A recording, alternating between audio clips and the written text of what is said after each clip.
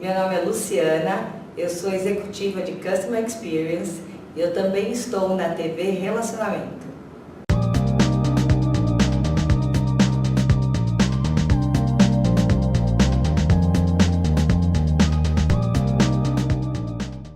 Olá, internautas, iniciamos mais um programa Você é Top. O programa está realmente fantástico, que nós temos aqui um profissional de primeira linha, ator, dramaturgo e um montão de coisas que nós vamos desvendar aqui com o nosso convidado, Marco Antônio Cardoso. Marco, gratidão, muito obrigado pelo seu tempo, pela sua disponibilidade aqui. Tá? Eu que agradeço à TV Relacionamento e ao convite amável. Muito obrigado. Marco, conta um pouquinho para os nossos internautas onde você nasceu, né? Um pouquinho da sua carreira profissional, até bom, não precisa falar tudo, porque nós não teremos uma outra sua como, né, do gestão executivo. Mas eu queria que você falasse aí como que o teatro entrou na sua vida. Pois não, eu nasci em São José do Rio Preto, interior de São Paulo. É a terra quente, viu? Terra quente, mas vim aqui para a capital, muito sol, de fato. Vim aqui para a capital logo cedo, né? Já sempre envolto com a literatura, isso eu herdei um pouco dos meus pais, o gosto por ler, por estudar, e de forma assim, sempre livre, sempre à vontade, independentemente do que os professores pediam, isso me acompanhou e me acompanha até os dias de hoje, sou de fato um leitor voraz. Leitor de livro de papel, né? Suporte, né? Que eu sou de 1968, então nós tínhamos esse suporte e que eu uso até hoje. Eu leio também em outros suportes, mas de fato me atrai muito. Sou um chamado rato de biblioteca, que sempre ensino e tal. E aí eu entrei no direito, né? Mas sempre também com a arte. Quando jovem tinha uma banda de rock and roll, tocava bateria. Opa, que bacana! Versátil, então, né? E assim, a gente nota que, ao contrário do que muitos poderiam pensar, isso sempre me ajudou. Isso sempre, na organização do meu horário, sempre dinamizou meu tempo. Realmente equilíbrio também. Trouxe equilíbrio. Então não me atrapalhou nem no trabalho, nem nos estudos. Concluí a faculdade de Direito, né? Mas sempre acompanhado com esse recurso da literatura e da filosofia espírita. E é aqui que começa também o meu gosto pela arte e pela arte teatral. Então, eu já tinha um gosto pela arte, mas ela floresceu melhor, por assim dizer, com a doutrina espírita, né? Que não é exatamente uma religião, é uma filosofia. Sim. Se funda no tríplice aspecto, né? Ciência, filosofia e religião, de modo que ela é bem abrangente, ela não exige nada formal. O que ela pede é a sua reforma moral, você crescer como pessoa, ir sempre melhorando, fazer o outro aquilo que você gostaria que fosse feito para você e assim por diante. E aí a arte, com essa sensibilidade cristã, ela ganhou, ela me deu uma dimensão muito grande.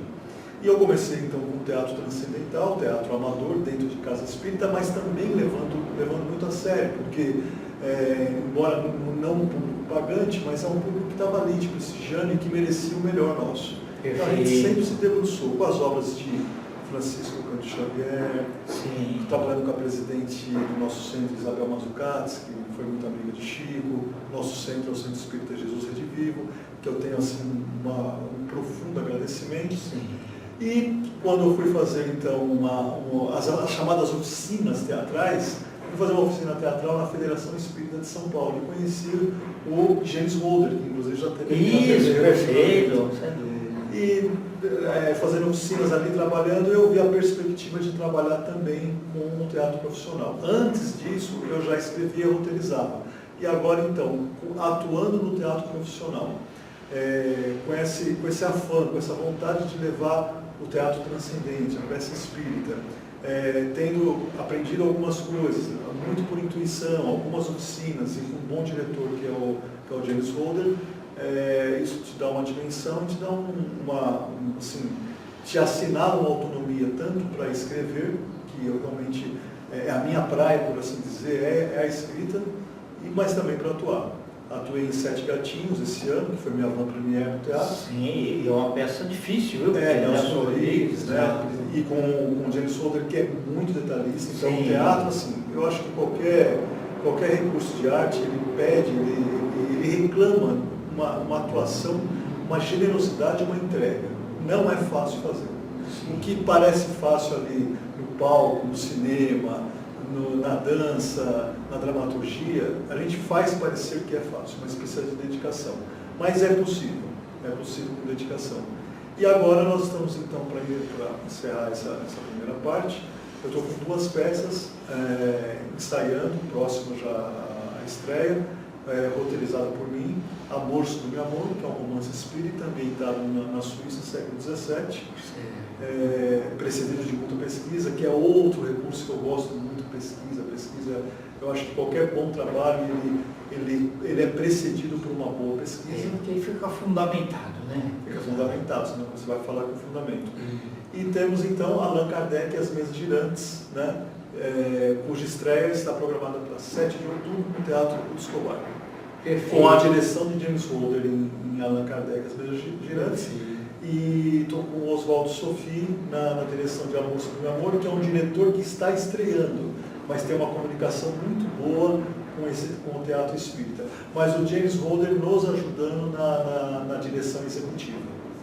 E de forma que a gente está criando, é o que eu percebo, já um núcleo, né, de atores e diretores com essa sensibilidade. Sim, com muito trabalho sério, com técnica, com aprimoramento de técnica, não podemos deixar de aprimorar técnicas, mas também com essa sensibilidade de levar algo que leve para o público algum conforto, uma mensagem de esperança, uma mensagem de reflexão. Por exemplo, em Amor sobre Meu Amor, nós trabalhamos com 2 temas importantíssimos: o amor, propriamente, e a morte. Eu não posso falar muito, senão vou dar o chamado spoiler, né? Eu quero que o pessoal possa ir assistir, não estragar a diversão, né? Mas ele trabalha com esses 2 temas. E Allan Kardec, As Mesas Girantes, é um olhar da espiritualidade pela ótica de Kardec. Muito bom. E eu sou protagonista na peça Allan Kardec e eu faço Kardec. Quer dizer, para mim é um desafio, porque minha avant-première foi há pouco tempo. E eu já estou alçado aí a ser protagonista. Em Amor sobre Meu Amor também eu sou protagonista. Então eu estou muito feliz, eu estou em projetos que eu estou entusiasmado com esses projetos. Marco, quando você iniciou, né, começou a fazer as oficinas ali e tal, você achou que ia rapidamente chegar ao estágio que você estava? Não, eu não pensava. A pergunta ela é pertinente. Eu imaginava, isso também acho que é um ingrediente da minha alegria, da minha felicidade. Eu imaginava que eu ficaria anos, décadas talvez, e eu não tenho essa ansiedade. Eu estaria pronto a aguardar mais tempo. Mas as coisas foram acontecendo. Eu estou há 12 anos com o teatro transcendental, né, que é o amador, experimental nas casas espíritas, né, fiz até um monólogo de Kardec, fizemos algumas outras peças espíritas infantis, que também é muito bom fazer. E aí tive no profissional, pisei aí no palco sagrado do teatro paulistano, numa sala que eu não imaginava, né, que a gente tem toda a reverência, né, do Teatro Escobar. Então, para mim, de fato, assim, uma alegria muito grande, e isso faz com que aumente a minha responsabilidade e a minha dedicação. Exato. Porque assim, a gente vai aprender sempre, vai aprimorar sempre, não dá para ficar em zona de conforto. Quem ficar em zona de conforto fica alijado desse processo todo de construção de peças e espetáculos. O espetáculo ele sempre vai pedir, mesmo na linguagem espírita, que é uma linguagem simpática, bacana, então ele vai pedir dedicação. Sem dúvida. Eu gostei dos títulos. Na década de 50 teve um filme americano, sabe? West Side Story, né? Que aqui foi colocado Amor sobre Amor, né? No nome, né? Sim, que é um musical, assim, musical. Mas não tem nada a ver, né? Não tem nada a ver. Nós já fizemos até uma pesquisa, ver se não teve nenhum problema com direitos autorais, mas já caiu no domínio público, né? Evidente que, assim, consultando à frente mais algum jurista, que eu também sou, mas pegando uma outra opinião, se for o caso, a gente adapta, né? tem Não, mas problema. não, é totalmente diferente. Eu assisti o musical. Que legal. Ô Marco, agora uma outra coisa. Quando a gente lê um livro, né, é uma coisa, né? Bate aquela linha e tal. Agora, fazer uma adaptação para o teatro, ou para cinema, ou para TV, exige uma releitura. E até pensando, por exemplo, você lê o livro, lá às vezes tem cenários. Aí você tem que imaginar no palco como é que você constrói aqueles cenários para ficar assim, assim, em sintonia, né, com a peça e tudo mais. Então é um trabalho grande, né? Árduo, né? Eu acho até que antes de ter a questão do cenário, né, de pensar no cenário, que também nós pensamos, é que o autor às vezes ele é meio tranquilo, né? Ele vai escrevendo e ele pensa assim, bom, é um doce problema para o diretor, para o encenador resolver. Eu vou dar asa à minha imaginação. Então a questão do cenário, ela passa a ser até um pouco secundária. O problema principal e que antecede é a questão do respeito à obra intelectual já produzida e você adaptar com qualidade. É um dos maiores desafios que tem para a escrita. Eu, particularmente, acho que muitos roteiristas também preferem escrever de forma livre. Né? Alguns, só aqueles que realmente têm tarimba, já fizeram muito, tal. Tanto que eu já tentei adaptar uma obra espírita de Chico Xavier, psicografia de Chico pelo Espírito Emmanuel, o Ave Cristo, né? E eu tive uma dificuldade grande, precisaria de mais tempo também, aí eu, com outros projetos, com outros desafios e outras necessidades assim, com mais urgência, eu preferi postergar, deixar para um outro momento. Não é tarefa fácil. Não é tarefa fácil. Você tem que fazer um jeito que em 1 hora, 1h30 aquilo acaba. Você não pode fazer uma roteirização interminável. Sim, porque uma coisa é a linguagem do cinema e outra é do teatro. O cinema, ele tem outros recursos que o teatro não tem. O teatro tem alguns recursos que o cinema não tem, mas o cinema ele tem o audiovisual, ele tem todo o conforto ali, né? Agora, o teatro ele traz uma coisa mais densa e mais reflexiva. Pode ficar muito cansativo. Tem peças que... E é o mundo real, né? O cinema errou lá, corta e faz de novo, né? No teatro, não. Agora, 1 hora e pouco no teatro, eu acho que equivale a 2 horas, 2 horas e meia do cinema.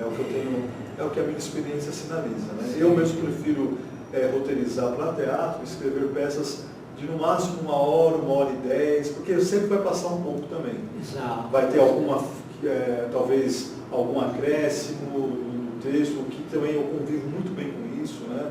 Essa parceria que eu estou com o James Holder e com Oswaldo Sophie tem sido muito tranquilo isso, não tem... Aí entra um pouco, eu acho que me permita falar, um pouco do que a gente aprendeu no Espiritismo.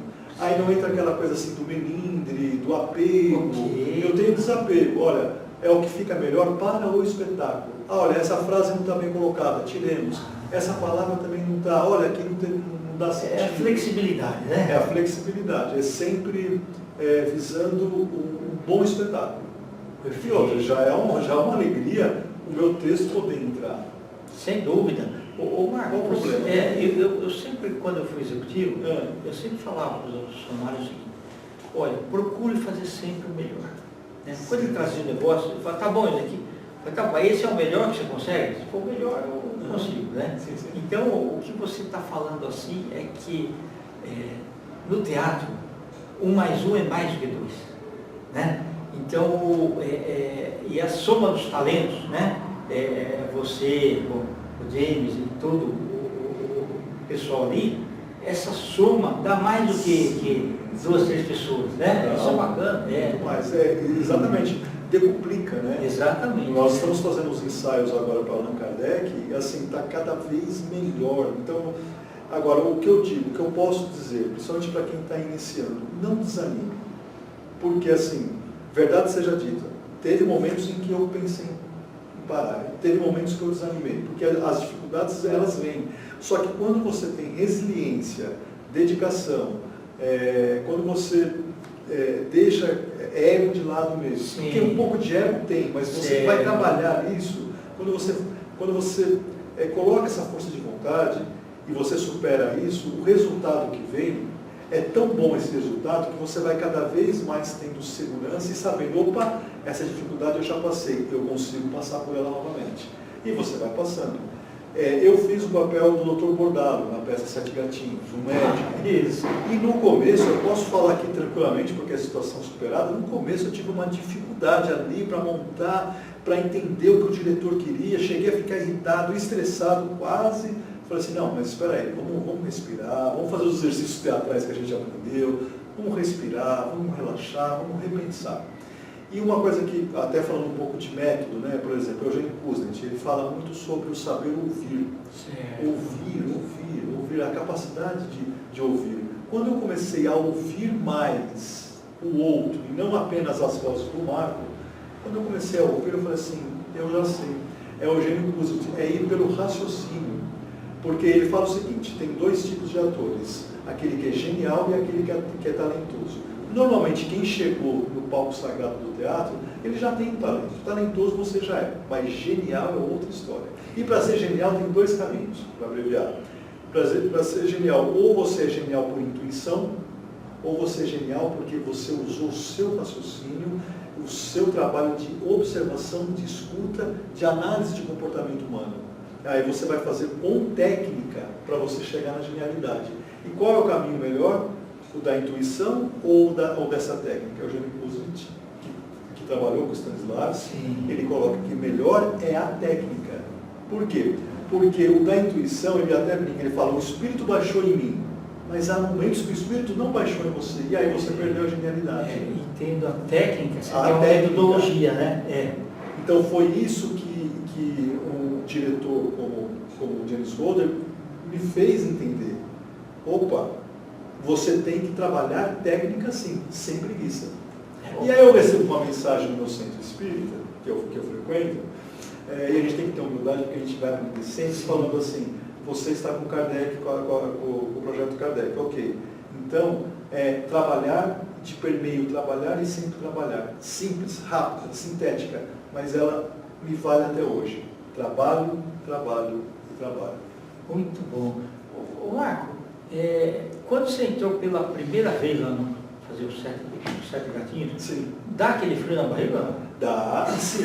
E ao contrário, se não der, tem problema. Porque é sinal que você não está sintonizado. O frio na barriga dá. Agora, o que eu senti foi coisa curiosa, até comentei com o pessoal, com o elenco e com o diretor. Falei assim, olha, não pense que no teatro amador, no teatro transcendente, né, no teatro amador, o transcendente pode ser profissional também, no teatro amador ou teatro experimental, que você não sinta isso. Você também, eu estou no meu centro espírita, pessoas que me conhecem, naturalmente simpáticas já à peça. Vou sentir frio na barriga? Sente também. Sente, mesmo não sendo profissional. Sim. Sente da mesma forma. Então, quando eu fui, nisso que eu achei interessante, embora foi a minha van premiere, mas quando eu fui para o Sete Gatinhos, e o Escobar na sala Miriam Muniz, eu não senti tanto. Por quê? Porque eu já tinha tido essa experiência com o centro. Senti um pouco. Sim. Sente um pouco, sente bastante. Mas eu encarei e consegui. E aí quando você começa, aí vem uma outra coisa que eu acho que é a cerejinha na ponta do bolo, que eu falo até para o pessoal que está comigo começando lá no nosso centro, no teatro do nosso centro, eu falo assim, olha, não esqueça de se divertir. E aí eu tenho também uma gratidão ao GAERD, Grupo Artístico Eduardo Ruiz Delado, que foi o primeiro jovem do nosso centro que morreu em acidente de moto, com 19 anos, de uma mãe coitada, cujos 9 filhos não vingaram, só esse que chegou aos 19 anos, e esse faleceu, a Chiquinha, que também já desencarnou. Ela também é retratada, ela é uma das mães no filme Chico Xavier, as mães de Chico Xavier. Entendi. É como se você tivesse vivido várias vidas, né? Cada peça que você faz dá uma experiência assim. É uma experiência. Inclusive você vai ter um personagem lá, né? Inclusive acontece uma coisa do teatro, que é no teatro, em qualquer linguagem teatral acontece, que é a catarse, né? Muitas vezes você não consegue superar alguma dificuldade, e aí isso acontece muito com o público, a catarse, mas eu acho que acontece com o ator também. Ele também aprende com o próprio personagem.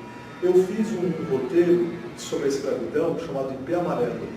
E eu, palavra de honra, eu aprendi o próprio personagem principal, o escravo, que era o escravo resignado, uma pessoa de coração bom e um líder na sua comunidade. Eu aprendi com ele, eu fiquei pensando, como é que eu posso aprender tanto com um personagem que eu mesmo escrevi, ou por outra, que talvez escreveu por mim, né, porque eu sou um médium inspirado. Então, até que ponto a criação é minha? Então, é por isso que também a gente não pode se ufanar, não pode se arvorar, né? Porque nós somos participantes de um trabalho que é feito com várias inteligências, e no caso do transcendental, não só inteligências dessa dimensão, mas de outra. A espiritualidade está ajudando principalmente quando tem amor, boa vontade, né, riqueza de sentimentos, respeito pelo próximo, respeito pelo público. E é isso que então a gente está movimentando. Não existe ainda hoje uma escola falando de linguagem transcendental, mas eu penso que ela pode vir a existir, a linguagem transcendental. Carlos Tereza já trabalha com isso, Renato Pietro, Wagner de Assis do cinema, e tantos outros que às vezes os trabalhos não são tão, não chegam a ter sucesso, mas tem pequenos êxitos locais, e que são importantes, porque é a capilaridade, né? O bem chegando em todas as plataformas, em todas as comunidades, em todos os bairros, em todas as cidades. É nisso que eu acredito. Tá ótimo. Ô Marco, nós estamos nas instantes finais, eu quero que você venha várias vezes aí, em cada espetáculo que você estiver, né? E o elenco também, diretor, tudo, né? Isso. Eu queria que você deixasse seus contatos aqui, pessoal, Pois redes não. sociais. Então, o meu celular é 11, o celular de trabalho, fica à vontade, 97557-2002, Vacim, 11 9797557-2002. Instagram é Marco Antônio Cardoso Pádua, né? E Facebook, Marco Antônio Cardoso. Perfeito. Tá bom? Gratidão. Eu que agradeço, parabéns pelo bom trabalho e agradeço a TV Relacionamento e ao nosso cameraman aqui que nos ajudou imensamente também. Internautas, com os agradecimentos então a esse fantástico ator, roteirista, né? E uma pessoa com capacidade voltada para o bem, Marco Antônio Cardoso, nós finalizamos mais um Você é Top. Um grande abraço e até a próxima.